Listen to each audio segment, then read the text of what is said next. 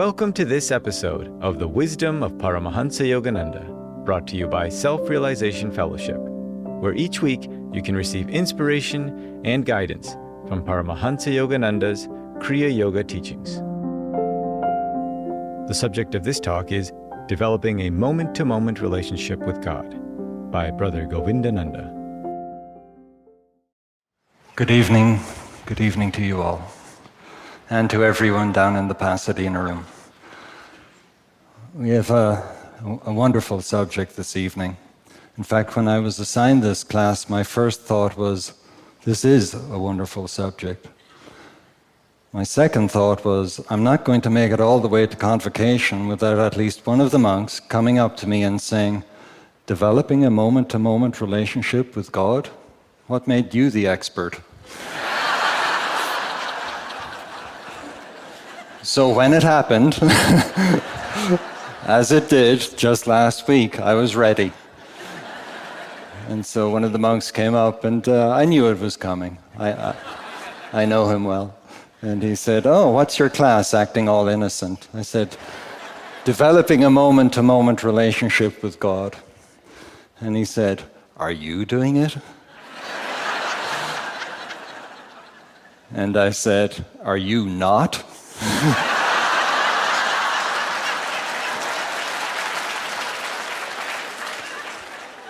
Because everyone here, every seat that's occupied, anyone that's standing here, if you're down in the Pasadena room, any seat that's occupied down there, we all want this. We all want this. It's why we took up meditation, not only so that we could have good experiences in meditation, feeling God's presence and awareness and love, but that we could feel it during the day too. And as busy as we all are, we might sometimes wonder, well, is that really possible with everything that's going on? And I think Master would say to us, I know he would say, it is possible. Not only that, you want to do it. It's in your nature. And it's not complicated. It's really quite easy. He might also say, if pushed, that it might take a little time. But he'd also tell us, you'll have fun doing it. I was in India a few years ago for the YSS centenary celebrations. And I was staying at our Noida ashram near Delhi. And one of the YSS monks said, would you like to visit the Lakshmi Narayan temple in Delhi? And I said, yes, I'd love to visit. He said, Brother Nandamoy had been there at one point and had had a very profound experience in front of the Krishna statue there. So in my mind, I was thinking this temple, I'd go in and there'd be a statue of Krishna. But when I got there, the very first statue I saw was of Shiva and Parvati. Now, I was not prepared for this, and I don't usually think of Shiva and Parvati as part of, how I practice the presence. But all the devotees there were prostrating fully in front of the statue. And I was a little bit out of the ordinary, and so I was already starting to feel some of the devotees there looking at me, and I thought, I just can't bow down in front of this statue if I don't feel it. I mean, that would be phony. And of course, right away I could remember Master going to Tarakeshwar, and Master refused. Let's not say refused. He didn't bow in front of the round stone there, the symbol of the infinite, because as he said, at the time I had this austere mood that God should be sought only in the soul. So all these thoughts were going around my mind. I mean, this was all happening very, very quickly. And I thought, well, I'd better get a hold of my issues really fast. And so of course I thought, well, Shiva and Parvati, they're just manifestations of God. And I right away bowed down completely. It was an incredible feeling. And I got up and I just felt somehow cleansed or almost absolved. And the YSS monk that was with me said, were you thinking of Master at Tarakeshwar?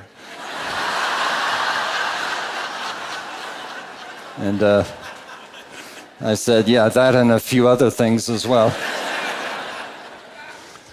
I thought about this episode for a long time afterwards, and I won't explain why just yet, but I think for me it had all the elements that made it such a special experience.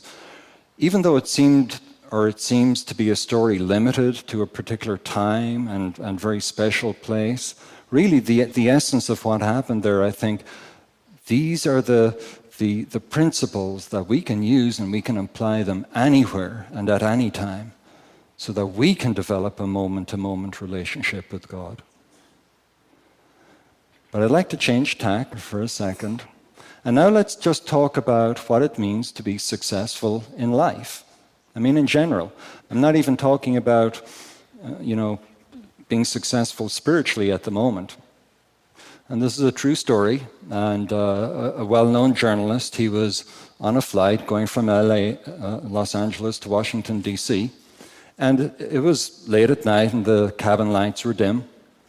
And at one point he could hear this elderly woman behind him saying, "It's not true that your life is meaningless," something like this. And he was surprised that this journalist who was in front of that elderly woman could hear that. He thought, well, that's an interesting thing for somebody to be saying. And then he heard this elderly man, who he assumed to be the husband, say, "I wish I was dead." And the woman said, "Oh, stop saying that." At the end of the flight, the lights were switched back on, and everybody was getting up, and this journalist was very surprised to see that this man was a very famous man, well known, and much admired in the country for his patriotism and heroism and courage many decades back now. And other passengers recognized him as well, and they thanked him for his service to the country and said how much he had inspired them when they were growing up. And the journalist could see that this man's mood was being lifted by being reminded of how much he had given, how much he had served, but some decades ago now. Now, if you're like me, you're probably all wondering, who is this famous man? And that is what most people ask when they hear this story. We should probably be asking, who is this famous man's poor wife? I mean, nobody should have to put up with that kind of whining. But it was a shocking moment for this journalist. He thought, look, I'm getting to an age where I'm going to be asking myself pretty soon, have I had a successful life? And once he got off the plane, he started doing all this research into this question. If you ask a group of more mature people, let's say, have you had a successful life? And if they say yes, if they say no, then you ask them, well, why is that? And what do you think the answer would be? We can think of, well, if they've made a lot of money or, fame, or maybe they've just been fortunate enough to have good health all their life, or maybe they've had a very good family. And none of those things actually correlated with how successful people felt they were. It came down to just this. And as people get over the age of 75, apparently more and more people get more and more unhappy, even depression, particularly for men. And it came down to this. What determined whether people felt happy or not near the end of their life was whether they felt personally relevant or irrelevant, as the case may be. And again, this has nothing to do with spirituality yet, not really, but it seems that as human beings, we need to serve. We need to feel that whatever it is we have that we're giving of ourselves, whether it's our material resources, maybe even just our kindness, our time, whatever it is, we want to be serving. We want to feel relevant in that way. And it's not enough that we did this decades ago. We want to be doing it here and now. And this is really great news, because if we are to make our lives a success, then we have to find a way to serve, even as many of you are doing here all week long, to offer something of ourselves to some greater good or purpose. Let's switch tack yet again. Okay, raise your hand if you have not had a very busy year. Okay, that's no one. I'll have to find another question if I want more congregate participation or interactivity with the congregation. But everybody's busy these days, aren't we? You know, perhaps more than ever, although I remember when I was still in school a little more than 10 years ago now, reading an article in Time magazine. Busy, question mark, you're not alone. So this is really nothing new. And, you know, in Self-Realization Fellowship and Yoga Satsanga Society, we've all been very busy the last few years just bringing out the new lessons to the world for you all and for the world. And I don't know if you've ever had this thought when you're in a very busy period and it looks like it's going to go on for a little time, but that you think, you know, I don't know when I'm going to get a day off necessarily, or let alone a retreat, or I don't know where I can go that my cell phone won't ring and just somebody needs something right then and there. So if that's the case, I'd better find God in the here and now. And when I had that thought once, it surprised me. Not because it's not true. Of course we have to find God in the here and now. God is omnipresent. He's here now. But that I had had that thought. That's what was surprising to me. It was subconscious. And I didn't realize it, that somehow my mind was making excuses. I'm busy now, but this evening I'll have time for a longer meditation, or I'll be able to go on retreat, or whatever it is. And I thought, that's what the mind and Maya does. It makes us think that there will be another time or another place where we can really make spiritual progress. And when we're very busy, we might realize, who knows when this time will end? I'd better find God in the here and now. And so that's really the good news. I thought I would define karma yoga this way. You won't find it in any of the scriptures, but it's like karma yoga is that yoga where God makes you so busy that you realize that if you're going to find Him, it has to be here and now. And that's the good news. But still we're left with the question, how can I have that moment-to-moment relationship with God, even during those times when I just feel submerged under my duties and responsibilities? Let's summarize first where we've come so far. You know, we have a realization that there's no time like the present, or should I say there is no time, only the present. We realize that it is a fundamental human urge, and we can't be happy unless we're serving others now. And then I think what for me was the essence of the story in that Lakshmi Narayan temple, that God is with us and we can know that He is. If we're offering something of ourselves to Him, even if it's just a gesture, but without thought of reciprocation, being totally in the moment, even if that focus on the moment is due to a mild sense of panic. Because after all, what is lying down on the ground? It's just a particular configuration of the limbs and the torso. I mean, why would God care? He doesn't. But it's the intention behind the gesture that is the important thing. And the gesture can help us embody that intention. And it can help potentiate the intention. Now, this is really summed up beautifully in this verse from the Bhagavad Gita. Krishna tells Arjuna, the reverent presentation to me of a leaf, a fruit, a flower, or water, given with pure intent, is a devotional offering acceptable in my sight. And Master, commenting on this, says, this stanza means that man's most fleeting thought and most trifling action may be used as stepping stones to his presence. Let's really think about this, because seriously, a leaf is an acceptable offering? or that our most fleeting thought or most trifling action can be a stepping stone to his presence. I've had a lot of fleeting thoughts, and I've performed my fair share of trifling actions, but never once thought they were stepping stones to God's presence. Usually quite the opposite.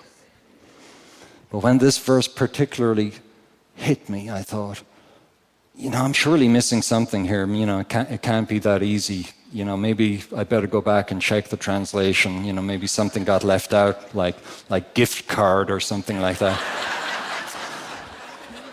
But no, the translation was good.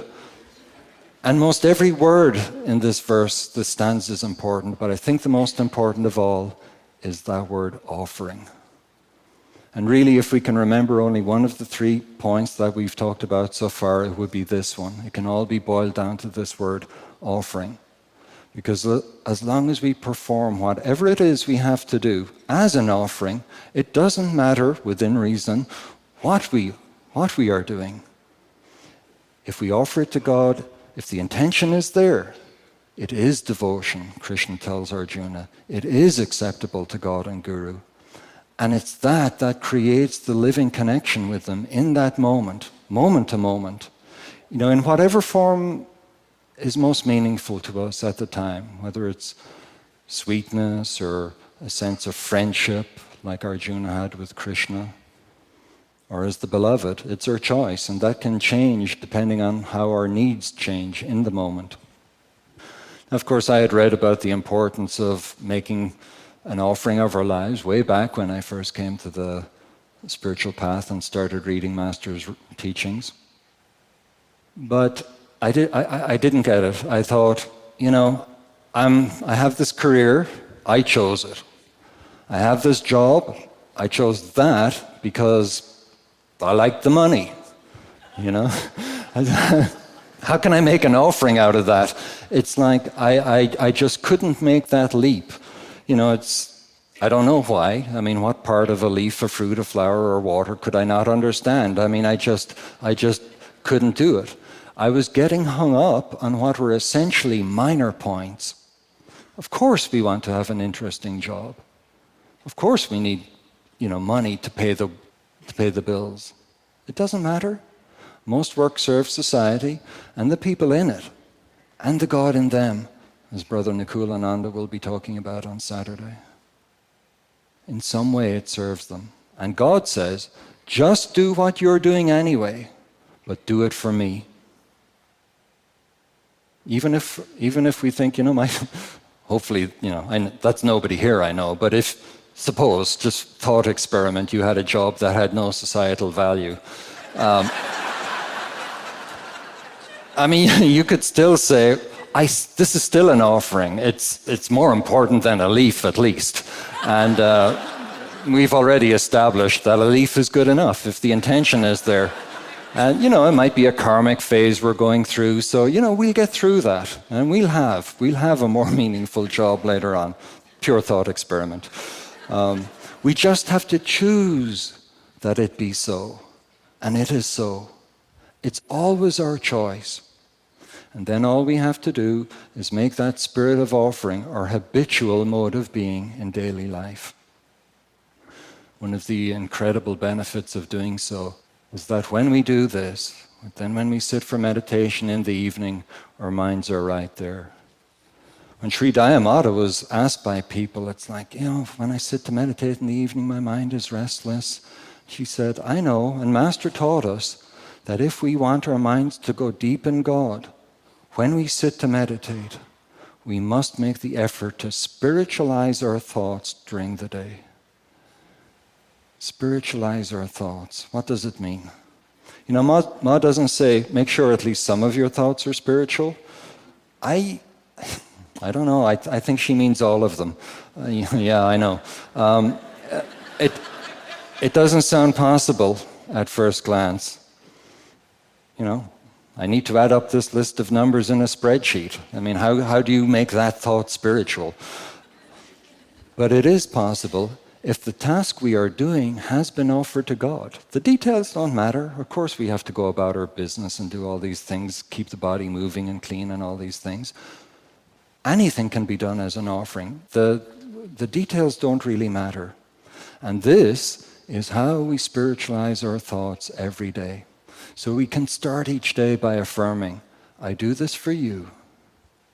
And then we just keep on affirming it until we feel it and we really know it.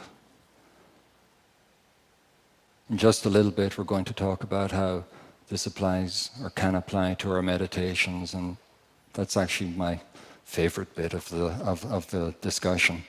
But first, I think we need to explore a little bit more about what's involved in offerings, because the way the word gets used in everyday life can blunt us to the power that is in the idea. I mean, if your boss says, let me offer you a suggestion. I mean, I don't know about you, but I might leave the room. I'm not feeling devotional. Or we're in a funeral home and the director offers us his condolences. It's sincere. It's socially appropriate. But we know he's not upset, over the loved one we have lost. I mean, we'd be kind of a bit worried if he was. But this idea of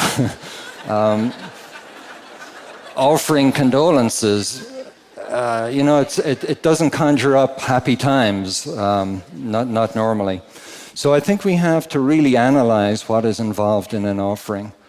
There's the action, and then there's the intention behind the action. And of course, the action can help the intention. Let's suppose I give you $10. Let's make it 5. There's a lot here, a lot of people here. I could throw it at you. I mean, that's even hurtful, even as I'm acting it out. Or I could offer it to you. It's $1 either way, but totally different feeling. One is a gift, and one is an insult. And we can choose how we go about doing what we do, and then the way we do it really, like I said earlier, potentiates, makes more powerful the intention behind the action. And what about our thoughts? Practicing the presence, for example. The words themselves don't contain the magic, do they? I mean, there's the science of mantra, sure. But really it's the intention behind the mantra. It's the intention that counts. So every time we mentally chant Om Guru, it can be an offering. We don't want anything in return. It's a fleeting thought. It's over like that. Why would we expect God to give anything in response to one fleeting thought? So we can give that fleeting thought as a pure offering. No thought of what we get back. And then we give another, and another, and another. Each one as an offering. Do that just 10 times in a row. Each one an offering. Om Guru. I'm going to be a little bit melodramatic here, but it's like nuclear fission. The more control we get over the smallest physical particles in creation, the more power we can unleash. And the more control we get over just one single repetition of a mantra, Om Guru, giving it with pure intention, feeling in the moment, the more power it has. And then it rolls into the next one and the next one. It's like a chain reaction. It just keeps going. We get control over one thought, keeps going. I don't think it's a stretch to say that, properly understood, the story of the widow's mite is as important a story as there is in the Bible. I mean, the story of Jesus raising Lazarus from the dead, for example, is awesome, and it just shows us what is possible in this world the closer we get to God. But it's not something we can really practice at home. But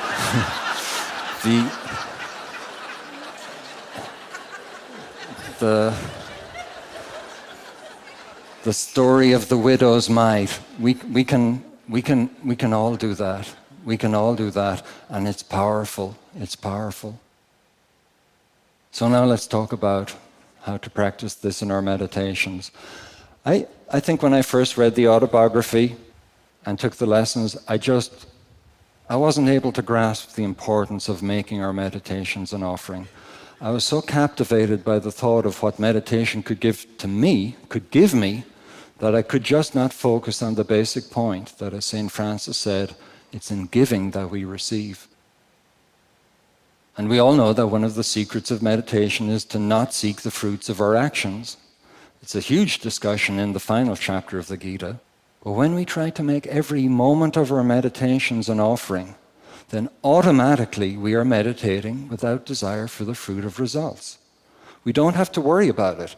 Every meditation is a good one because every meditation is an offering. How can it not be good? It's an offering, given with pure intent, as Krishna says. But how do we implement it in practice? Obviously, it's not like we have to be thinking every moment, this is an offering, that's not meditation, obviously. What it really just takes is intention, again, and attention. And we start the meditation with the intention that every second will be an offering, and being honest with ourselves. Look, we tell ourselves, if my mind is wandering, it's not an offering. Don't kid yourself. That's what I told myself. So, depending on how long we've been on the path, we might need to approach this in different ways. Suppose, for example, we've been on the path for some time, and our intensity or focus in meditation is not what we would like it to be, and we think, I've got to do better here. For me, at one point, I decided that what I would do is set aside particular periods in my meditations, and they were short periods where I would say, okay, for these next few minutes, could be 2 minutes, 3 minutes, every breath is going to be an offering. If a leaf is good enough for God, so is a breath in Hong So. And I started with short periods because I found that helped me focus the mind. And I was strict. I didn't just allow myself endless efforts to get this right. I allowed a certain number of periods in each meditation, and if I didn't succeed in getting all the way through to the end of one period in a meditation, that was it. I didn't give myself endless chances. It was like, okay, try again next meditation. And what that did was help to create that sense of urgency, that sense of immediacy that we were talking about earlier. I knew I had limited opportunities to get it right. I couldn't fix it in post-production. So, again, Maya likes to make us think that the moment is not important, that we can always make it up later. But it's not true. As I loved when Brother Anandamayi used to say, quoting from the Indian scriptures, do it now or in 1,000 incarnations. Can you just hear him saying that? This is not a true story, but a Spanish businessman and an Irish businessman were on a plane once going somewhere to some conference, and they started talking about the relative merits and otherwise of the employees in their companies. And the Spanish businessman was saying, well, the problem nowadays is, and this has been going on for some years, but nobody wants to do anything today. It's always tomorrow. In fact, we even use that word to sum up our whole attitude, mañana.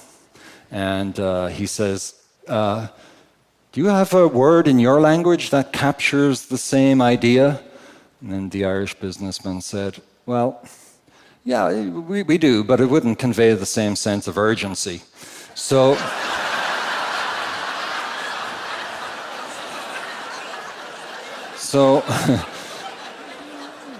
we want in our meditations to have not tension, but that sense of urgency and creating little periods where we have just a little time to get it right. That was very powerful in helping create that sense of urgency. Very powerful. And the amazing thing was that every failure, if you want to call it that, just left me looking forward to the next time that I could try again. And then that desire, it stayed with me through the day. It's like, I'm going to do better this evening. And it reinforced my efforts to make the day an offering as well. It's like in sports, such as hockey and cricket. You have short periods where the rules change so that it's easier to score. It's more exciting for the crowd, and although I'm not recommending you use the term power play in your meditation journal, I do think these periods of full devotional intentionality make for a more exciting meditation for God. It's like, oh, this is where this is good. And it certainly reduces the length of the periods of garbage time. Not that any of us have those periods in our meditations. But every hong, every saw is an offering. Every om is an offering. This is, Master said, we chant with devotion. It was when I understood that, that means it's an offering. That's when I understood that finally. Every kriya, an offering. That's right there in the Gita too. Krishna says, other devotees offer as sacrifice the incoming breath of prana and the outgoing breath of apana, and the outgoing breath of apana and the incoming breath of prana. What does that mean on a physiological level? Nothing I could figure out. But the meaning is so obvious when we understand that all meditation, not just kriya, is an offering. Even the act of lifting our eyes to the Christ center can be an offering. It is an offering, a devotional offering. It's not just something we do with our eyes. It's a gesture like the full prostration. It's a devotional act. Try thinking of it this way. If it's something where you're having some difficulty with remembering to keep your eyes up, the idea that it's a devotional offering and the idea that you're doing it in the now and the present helps focus you, helps focus us. I think there are probably three groups in the hall right now. One group is thinking, this is really not that complicated. Brother Bhaktananda made practicing the presence so simple. I chanted Om Guru for 4 months. Well, Brother Bhaktananda was a saint. Just like God. He was simple because he didn't have the kinds of things that many of us have. I'm more complicated, and that is not a compliment. It's like I have to understand why things don't work for me the way they work for somebody like a Brother Bhaktananda. It's like, what is it that I am doing or not doing that I'm not really conscious of that is really holding me back and not giving me the same results? And there's a second group here that's probably thinking, okay, this makes sense. And there's a third group that's asking, and no less advanced than any other group, don't get me wrong, but how do you do it? And I'd say it's the same way we learn to do anything. Write down what you want to do, practice meditation as an offering, living in the moment, asking nothing in response. And just keep a record of how you're progressing. It's the same way we learn to ride a bike or anything. When we knew what we wanted to do and we kept doing it until we got it.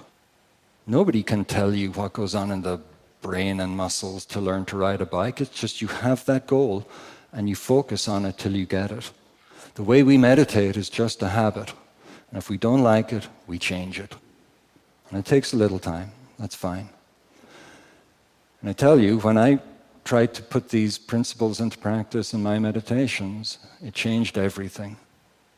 Of course, I'm still trying to do it better, but it changed everything. This then, I think, is the true secret of the spiritual path. Everything is an offering. Even our failures can be given to God, and they're accepted by God as successes. One of the monks working with Sri Dayamata, he had once made a dismal failure of something, and he knew it. And he admitted sheepishly, perhaps hoping to draw a smile rather than a reprimand, "Ma, I'm sorry, but at least I offered it to God." And Ma said in all seriousness, that can be just as important as a deep meditation. Think about that. She knew he was trying to get away with it, but she took the opportunity to make a deeper point. You'll remember the levitating saint in the Autobiography of a Yogi.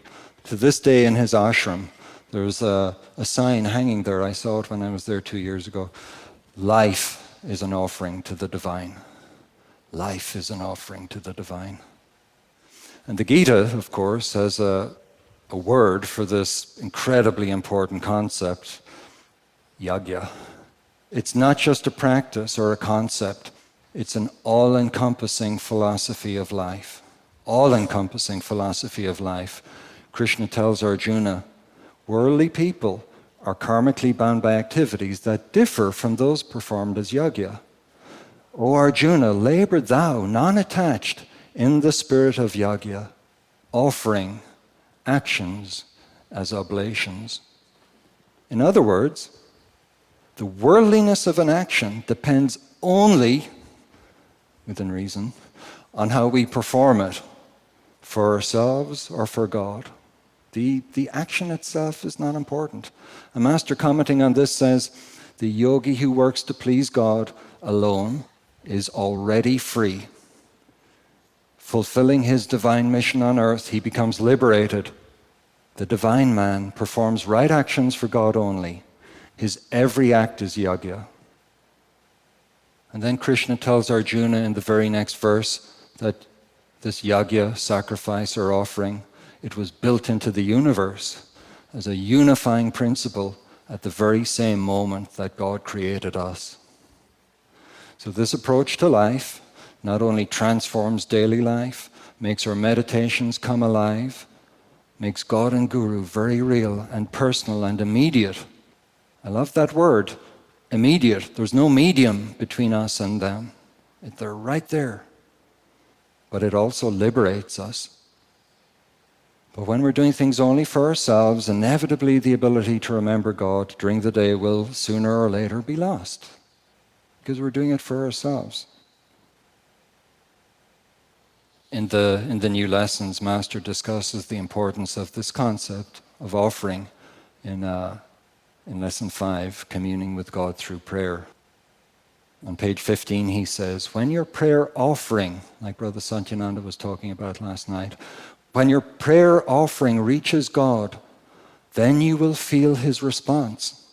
If it's an offering, you will feel his response.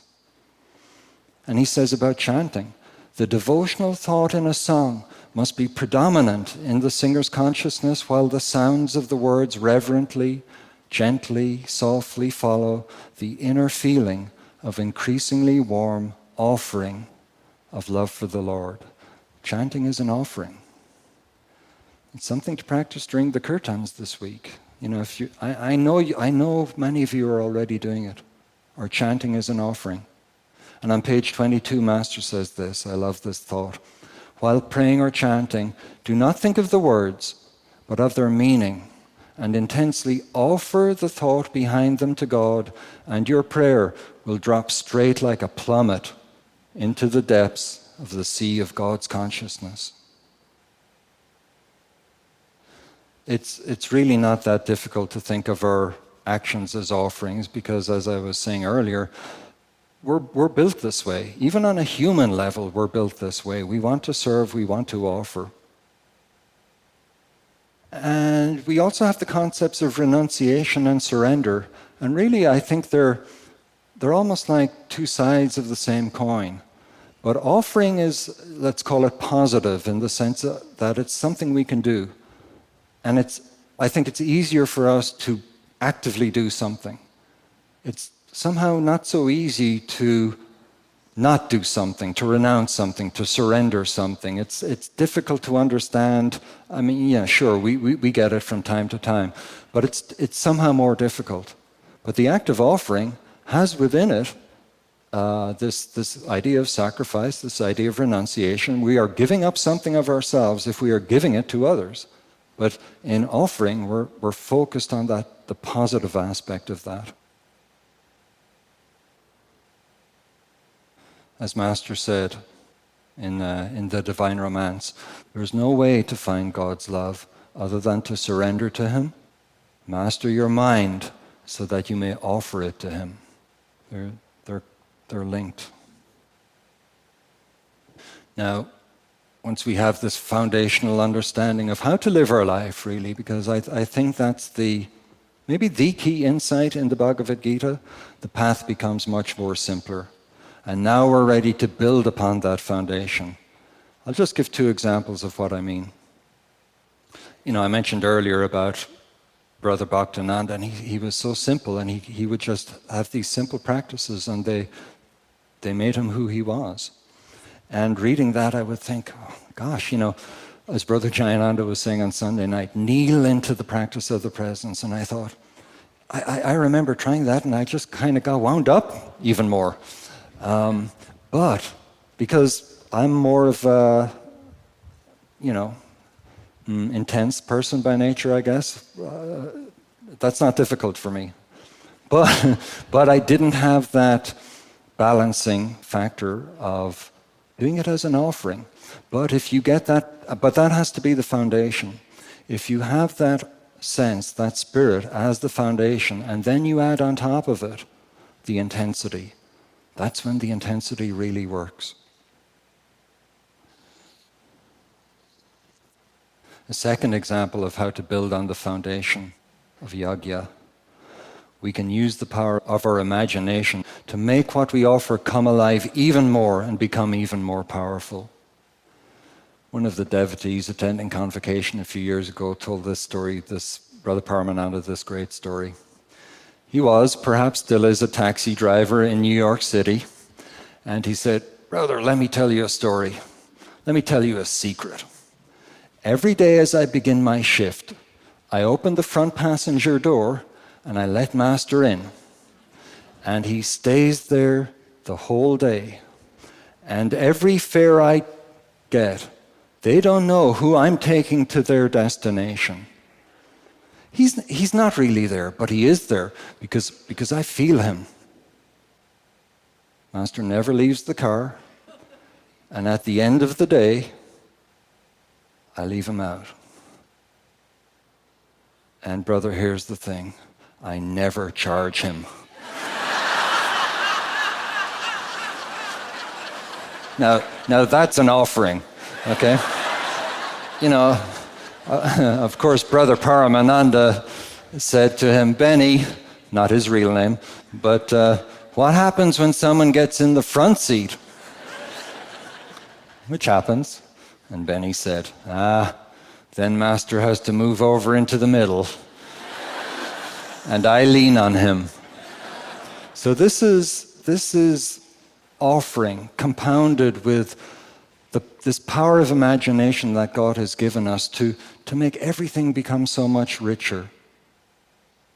So this is how we can develop a moment-to-moment relationship with God and Guru. We do everything as an offering to them, without thought of recompense, just living in that moment. Same in our meditations. And then we don't have to worry about how God and Guru respond because we feel so good. It's if you make a gift for somebody or you prepare it, and it's something they really want. And Master said the only thing God doesn't have, and the only thing he really wants, is our love. But if we give a gift to our husband or wife or children or parents or whatever, or whoever, and it's something they really wanted, and you see how happy they are, we feel happy. Their happiness is enough. That's enough to make us feel happy. They don't have to give us anything back. And it's the same when we offer our lives and our meditations and our devotion to God. We automatically feel happy. We don't have to wait for a response. It's there because we feel it in that moment. And, again, if you're making a gift for somebody, you're not always particularly thinking of them as you're going through the motions of making that gift. But every moment is still an offering. It's still a moment-to-moment relationship with God. Yes, we have to focus on what is at hand. Roger C. Janakananda said this great saint, I can't remember exactly how he put it, but he's like, when I'm working, I'm working.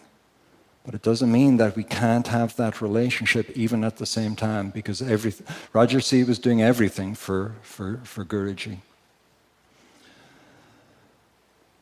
I'm told some of you like to be given homework.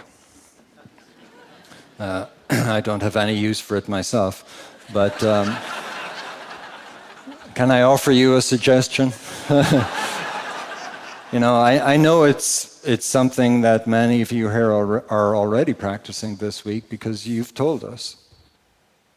Let's call it hotel work, so as not to stir up any negative associations. It's just this: to dedicate our activities and our service and our prayers and our chants and our meditations this week to God and Guru. We're already doing it. We are already doing these things as offerings. But we can become more conscious of it, that we are doing it in this way. And then you'll see, as many of you already have, just like I found, how it changes everything. So have a wonderful, blessed convocation. Jai Guru, Jai Ma.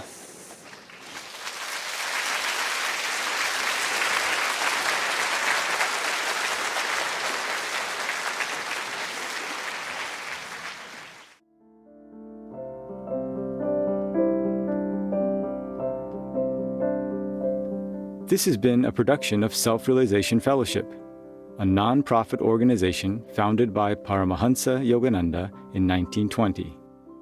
For more information about Self-Realization Fellowship and Paramahansa Yogananda, please visit yogananda.org.